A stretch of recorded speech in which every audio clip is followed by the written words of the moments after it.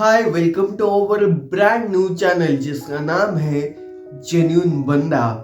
आज के वीडियो में हम एक अलग सी लव स्टोरी देखने वाले हैं जो कहने को तो रूमर लव स्टोरी है, क्योंकि उस लव स्टोरी का जिक्र अभी तक इन दोनों सेलिब्रिटीज ने कभी भी नहीं किया हो, पर तब भी इन दोनों ने भी अपने इस लव स्टोरी का, अपनी इस कहानी का कहीं ना कहीं बिन बात का जिक्र हमेशा किया है।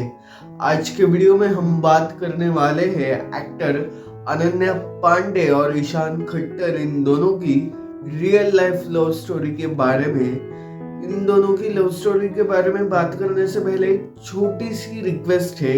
ये चैनल बहुत नया है और I am very small YouTuber, so मुझे आपके सपोर्ट की बहुत ज़्यादा ज़रूरत है। अगर आपको आज का वीडियो पसंद आए तो वीडियो लाइक कीजिएगा। चैनल पे पहली बार आए हो तो चैनल प्लीज सब्सक्राइब कीजिएगा, इट्स फ्री। साथ ही साथ ये वीडियो अपने दोस्तों के साथ, फैमिली के साथ प्लीज शेयर करना, अगेन इट्स फ्री। सो आज के वीडियो में हम बात करने वाले हैं इन दोनों के, यानी कि ईशान और अनन्या के बारे में। वो दोनों भी बॉलीवुड के one of the most popular actor है और साथ ही साथ इन दोनों के नाम के आगे वर्ड बहुत जल्दी जुड़ जाता है जिसका नाम है नेपो किड, और जिसको नेपो किड का बादशाह कहते, यानी कि करण जौहर ने ही ईशान और अनन्या इन दोनों को इस इंडस्ट्री में लॉन्च किया था। अगर हम अनन्या पांडे के फिल्मोग्राफी के बारे में थोड़ी सी बात करें तो अनन्या पांडे धर्मा प्रोडक्शन की film student of the year 2 इस फिल्म से लॉन्च हुई थी। उसका डेब्यू इस फिल्म से हुआ था। तो इस फिल्म के बाद अनन्या ने कई फिल्में कई, पर ओटीटी पर अनन्या की एक अलग इमेज बनाने में कुछ फिल्में और स्पेशली उसकी रिसेंट सीरीज कॉल मी बे बहुत मैटर करती है। गहराइयाँ और खो गए हम कहाँ, इन फिल्मों से अनन्या को एक एक्टिंग रिकग्नाइजेशन मिलने लगी। तो दूसरी ओर नेपो किड होते हुए भी ईशान खट्टर की एक्टिंग को कई बार लोग सराहते हैं। धर्मा प्रोडक्शन की फिल्म धड़क से ईशान का डेब्यू हुआ था। उसने उसके बाद कई बॉलीवुड और साथ ही साथ हॉलीवुड फिल्में और हॉलीवुड सीरीज की है। उसकी फिलहाल की हॉलीवुड सीरीज सभी जगह पर बहुत ज्यादा ट्रेंडिंग हो रही है। लेकिन ईशान और अनन्या की ये लव स्टोरी कहीं ना कहीं शुरू हुई थी उनकी फिल्म खाली पीली की सेट पर। खाली पीली ये फिल्म 2020 में पहले तो मार्च महीने में रिलीज होने वाली थी, लेकिन कोविड-19 की वजह से यह फिल्म पोस्टपोन की गई और 2020 के अक्टूबर या नवंबर मंथ में खाली पीली यह फिल्म रिलीज हुई थी। और बॉक्स ऑफिस पर यह फिल्म वैसे तो इतनी चली नहीं थी, लेकिन ईशान और अनन्या इन दोनों की ये लव स्टोरी सभी जगह पर ट्रेंडिंग थी। कई इंटरव्यूज के दौरान, कई पार्टियों के दौरान ईशान और अनन्या एक साथ नजर आने लगे थे। स्पेशली इन दोनों की ये कहानी शुरू हुई थी 2020 के बाद, जब कटरीना कैफ की क्रिसमस पार्टी हो या किसी और का कोई वेन्यू, कोई अलग पार्टी, लेकिन इस साल में कई बार ईशान और अनन्या एक दूसरे के साथ कई जगह पर नजर आए थे।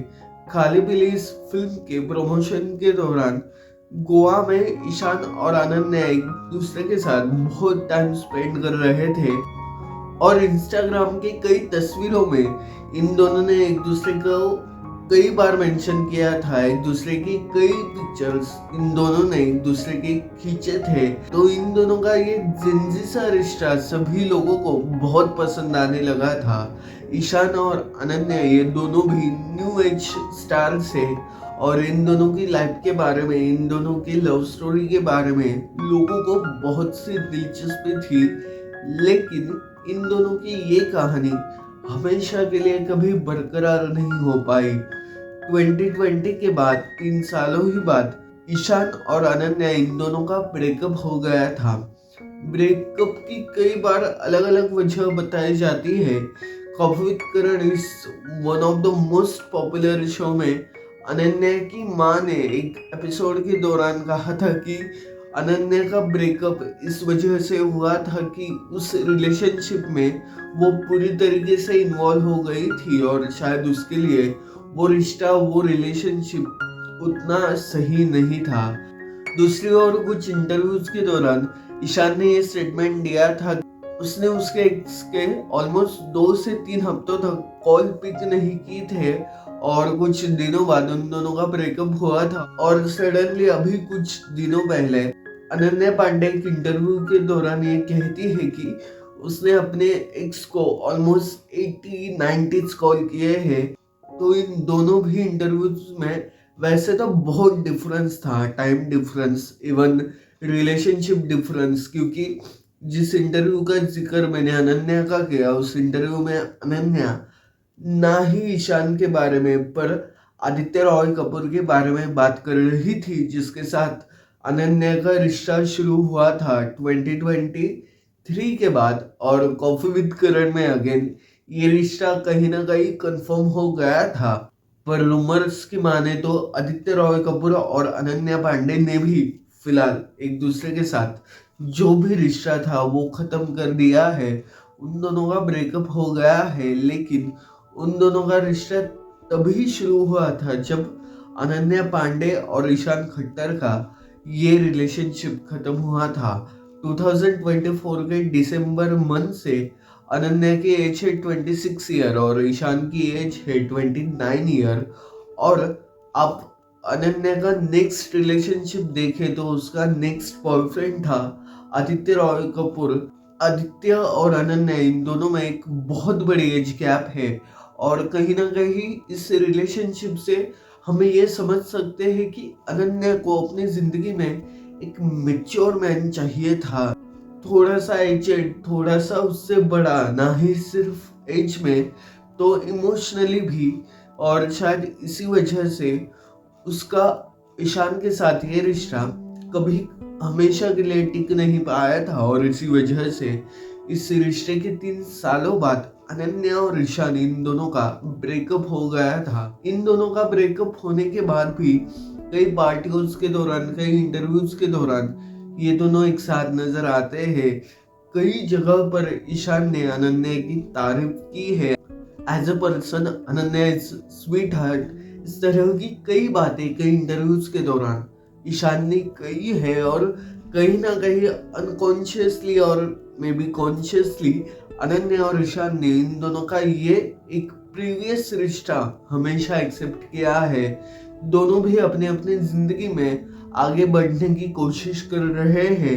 Ishan is doing American film और it's a very big deal.